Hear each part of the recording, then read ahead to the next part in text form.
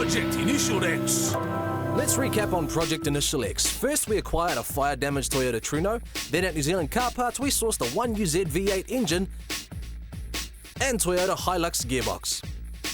Fitment was tight, so a new firewall had to be fabricated. Gadget couldn't have it looking ugly, so we had the whole engine bay painted. Meanwhile, the modified manual flywheel and Geiken clutch kit was assembled. Not forgetting our custom exhaust as well.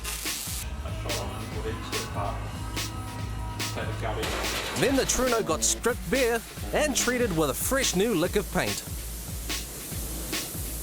Thanks to Redwood Auto Electrical, who supplied the wiring and battery, the boosted boys can now wire the Trueno up. A new wiring loom back into it. In the old car, the other one was burnt, so we've got another loom. We have fitted a starter motor wire. It runs right round the back, down here, and here is the starter motor here, which on these V8s is located in the valley. To rewire it, you have to pull the starter motor out because all the wiring is on the underside of it. Now we've put all the factory sound deadening back in. We've glued it all back onto the new firewall that we made, and we've put the loom back in and plugged everything up. Put the blower back in because we've got to have a heater. You see, we can't drift when it's cold. It's got to be nice and toasty and warm. I've cut the wiring, cut the old plug off, and I've extended the wiring with a new plug on the end here, so that they can reach the new tank that we put in there. I've got to find out what wire does what, cut it, and then extend it so it can reach to the motor and make all the gauges work on the dash. When we first bought this motor, it had an air conditioning pump which sat in here. It had a power steering pump which sat up here. The alternator sat there. And it had one belt which went around the whole thing. The water pump is behind here, and it's driven off the cam belt in most cars. The water pump's driven off the belt which goes to the alternator. So all we have now is we have an alternator and the main pulley, and all we need to do is put a belt around there like that. There used to be a pulley sitting on here which puts tension on the belt, and the alternator was mounted solid. I have to put an adjuster on the bottom there so that we can pull the alternator up and adjust the belt. So out with the cutting wheel to make way for the tensioner bracket. And voila, the finished product. So here we have a V6 stock turbo Mazda radiator. We have chopped the bottom hose off there because it needs to go straight up like that now. So we're going to get that soldered on by Pickering radiators, and then we have chopped the top one to fit to. We're going to put a straight piece out like that. I've made up some little brackets for the bottom to fit the radiator onto, and I'll slot the radiator in to its home. And with the magic of television, the radiator is back, rebuilt and looking cool.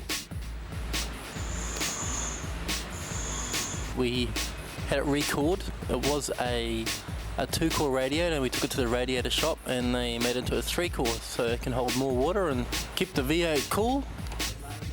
Meanwhile, Nathan is dealing to a hydraulic line issue. Obviously it was automatic, now it's manual, so we've got a new line to the clutch and we've got a flexi hose. And now we can't have it too close because this is actually the exhaust, so we're going to have to tuck it up nice and tight away from the exhaust, otherwise there's a possibility of melting. Fuel tank mounted, Gadget now addresses the filler line. Originally this piece here was welded or joined to that, so I've cut it. So there's 2 pieces now.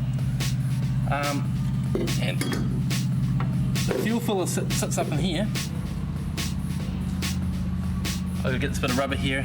I'll fit this in here, fit that on there, and it'll be magic. And we can't go drifting without the windows, so Gadget calls the glass guy to install the windows.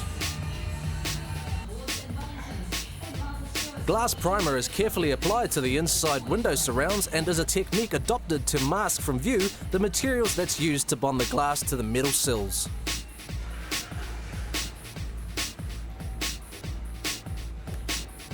What's this stuff, man? It's just foam, dam or inseal. It keeps the glass up off the body because the body will flex, so it won't break and it acts as a dam that stops the urethane oozing on the inside of the car. Then urethane glue is applied for the adhesion to the sills. Windscreen now sitting in place with the polyurethane gluing the window to the body. This is our donor car and it's been very, very handy. Without it, we'd have been Because we're working to a budget, we recycle the old seals from the donor car for use on initial legs.